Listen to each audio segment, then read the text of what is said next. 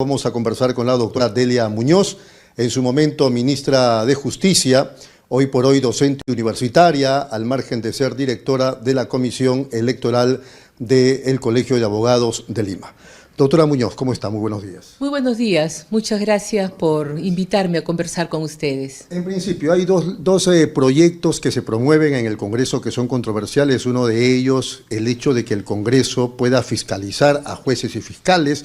Me parece que esa es una propuesta, si no me equivoco, de un congresista, Valdemar Cerrón, hermano de Vladimir Cerrón, que está prófugo de la justicia. Sí.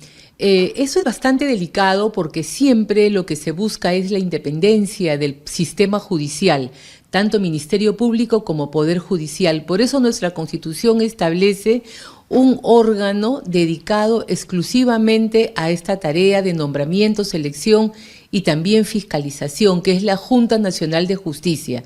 Tiene la competencia establecida en la Constitución y adicionalmente en los últimos años se ha creado el órgano nacional de control como un organismo independiente del Poder Judicial y del Ministerio Público, que entraron en funciones ambos el año pasado. En consecuencia, crear una comisión al amparo de estas facultades genéricas que tiene el Congreso para investigar cualquier asunto que sea de interés público, como que no cae bien, porque hay una ruta establecida para presentar denuncias, para ver la situación en la que se encuentran los jueces cuando uno se queja respecto de ellos. Entonces, lo que se aprecia acá es más una decisión de carácter político, porque muchas veces en una sociedad democrática los jueces van a tener independencia de criterio y no nos van a gustar o no lo que resuelvan. Por eso es que también la propia Constitución reconoce la sana crítica, que es completamente diferente de la eventual persecución política. Un poco siendo abogado del diablo y buscándole las razones por las cuales el Congreso está promoviendo este proyecto de ley, ¿funciona la Oficina de Control de la Magistratura, por ejemplo, del Poder Judicial? ¿Funciona la Junta Nacional de Justicia, que es un organismo externo al Ministerio Público y al Poder Judicial? Vayamos al fondo. Ambas entidades, tanto la Junta Nacional de Justicia como los órganos de control que se han creado para el Ministerio Público y el Poder Judicial, están siendo muy criticados. La primera porque ha tenido una tarea bastante lenta, tuvo como función principal establecida en su ley orgánica que debía realizar en 6 meses la evaluación de todos los jueces que habían estado involucrados en los casos que llevaron a la desactivación del Consejo Nacional de la Magistratura y todas las designaciones realizadas. Están acabando su mandato y no han cumplido con esta tarea. En consecuencia, hay que buscar quiénes son los responsables y allí ajustar los botones que correspondan. En segundo lugar, los órganos que se han creado para el control de jueces y de fiscales, no se les ha asignado un nuevo presupuesto. Están funcionando exactamente con el mismo que tenían los anteriores órganos de control interno y con el personal que estos también le han ido traspasando. ¿Es un problema de presupuesto? Es un problema de presupuesto, es un problema de organigrama, es un problema en consecuencia de gestión. Entonces, esos son los temas que se deben de viabilizar en el debate político, ¿no? O sea, que se le asignen los recursos, tanto financieros como humanos, para que pueda operar este sistema de control externo que es el apropiado para los modelos judiciales. Insisto, ¿no podría ayudar la investigación o la fiscalización de parte del Congreso? Aunque hemos escuchado algunos especialistas que dicen que esto es pisotear el Estado de Derecho, es violatorio de la Constitución. Sí, estamos en una situación que estaría en el límite, ¿no? Porque ellos usarían la facultad que tienen para crear cualquier comisión en asuntos de interés público versus la competencia específica asignada al sistema judicial, ya sea a la Junta Nacional de Justicia o a través de los órganos competentes. Yo creo que la comisión sería interesante si es de que fuera solamente para mantenerse en el interior del Congreso, generar un debate, pero una comisión de fiscalización, ¿qué cosa van a ir? Van a ir a ver cómo es que usted resolvió en ese caso, cómo es de que el otro señor resolvió en aquel otro caso. Ya es inmiscuirse en la función jurisdiccional. Para eso yo creo que no se debe utilizar una comisión fiscalizadora o una comisión especial del Congreso. Hay un caso, claro, salvando la distancia, quizá incluso no tenga mucho que ver con lo que estamos hablando, pero Cuarto Poder anoche presentó un informe de una fiscal, me parece que en la región La Libertad, que, digamos, le da más importancia al Día del Padre y va a visitar a su suegro, y en cambio deja suelto un tema en el que ella necesitaba tramitar la detención de 2 delincuentes. Ese es un tema escandaloso de incumplimiento de funciones, porque todo fiscal, todo policía, todo militar, toda persona que realiza trabajos con fechas de, como le dicen, ¿no?, de guardia, saben que tiene que estar las 24 horas. En consecuencia, es un tema de falta laboral que el órgano interno, en este caso el sector de La Libertad, tendría que atacar, ¿no? Porque eso es una situación completamente identificada y concreta. Y así deben ser abordadas las más diferentes situaciones que se presenten. En esa situación, por ejemplo, del informe de Cuarto Poder, ¿qué correspondería? ¿La separación, la expulsión del Ministerio Público? Tiene que hacérsele un proceso de investigación, tiene que llevarse a cabo un proceso sancionatorio y luego en ese contexto es que se decide la medida disciplinaria que se aplica. No se puede tomar una decisión en el aire y por el reportaje que hemos visto en televisión. Los reportajes sirven como un insumo de fuente abierta para que el propio ministerio o la entidad correspondiente inicie las investigaciones.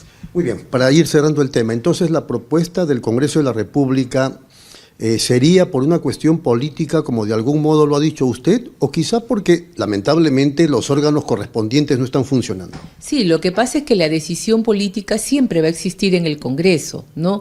El tema está en que esta decisión política no debe atacar o socavar las funciones que tienen otros poderes o otros sistemas del Estado y tiene que ser muy cuidadoso. Esta comisión se llama para investigar a jueces y fiscales en determinado tipo de actos. Es como querer entrar en lo que ellos han resuelto y lo que se investiga es si la conducta de la persona es proba, está acorde a las reglas éticas, no de acuerdo a lo que piensa para resolver un caso.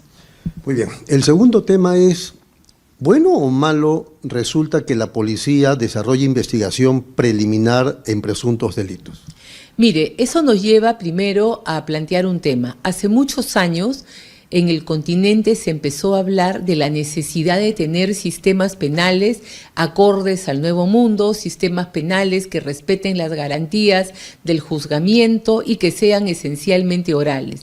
Entonces se planteó un modelo como el Código Procesal Penal para América Latina.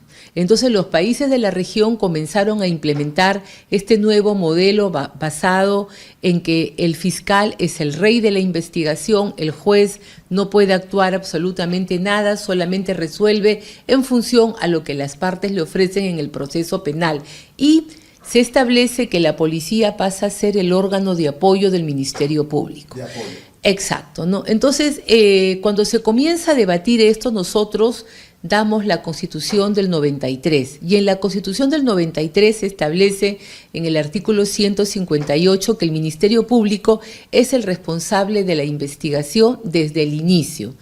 Las normas que teníamos en ese momento establecían que la policía era quien realizaba las investigaciones, preparaba el atestado y se lo entregaba al Ministerio Público para que continúe con las siguientes actividades procesales. ¿Qué cosa es lo que ocurre en el Perú? En el Perú se implementa este nuevo modelo oral basado en la función fiscal, se preparan muy bien a los abogados defensores de oficio, pero al Ministerio Público no se le da esa posibilidad de que crezca, de que tengamos todo el número de fiscales necesarios que un sistema de este tipo requiere. Este tipo de proceso que tenemos requiere prácticamente que cada comisaría o que cada sector tenga un fiscal a disposición cada 24 horas. Ahí también estamos hablando de presupuesto. Nuevamente estamos hablando de gestión del sistema estatal, que se dicta una norma que cambia todo el funcionamiento y no se le dan los mecanismos para que se pueda implementar adecuadamente. Entonces, ¿gestión o presupuesto? Ambas cosas, ¿no? Porque en la actualidad no tienen, me parece, el número de fiscales suficientes, la mayoría son provisionales, estamos viendo que el propio fiscal de la Nación ha señalado ese tema. Y en consecuencia, lo que ha ocurrido en la práctica es que las investigaciones no se pueden llevar a cabo porque no hay esta coordinación entre Ministerio Público y Comisaría, además no están en el mismo ambiente y se vencen los plazos porque la norma trae plazos muy cortitos. Tiene que ser en tal hora y tiene que estar el expediente completo, o sea, podrían haber acomodado la norma para que sea el que dirige la investigación, pero modificar ciertas normas que digan que se considera que está conduciendo cuando se oficia, se avisa, algo para que... Entonces lo que ha llevado es a que es en este momento muy difícil iniciar un proceso penal a alguien y ya no digamos juzgar, porque los estándares que se han puesto para la investigación y para el juzgamiento son tan altos que se asegura que prácticamente más del 90% quede sin una sanción. Entonces eso ha llevado a esta reacción para plantear volver al esquema antiguo, pero nuevamente estamos a que hay una prescripción constitucional que le reconoce esta competencia al Ministerio Público.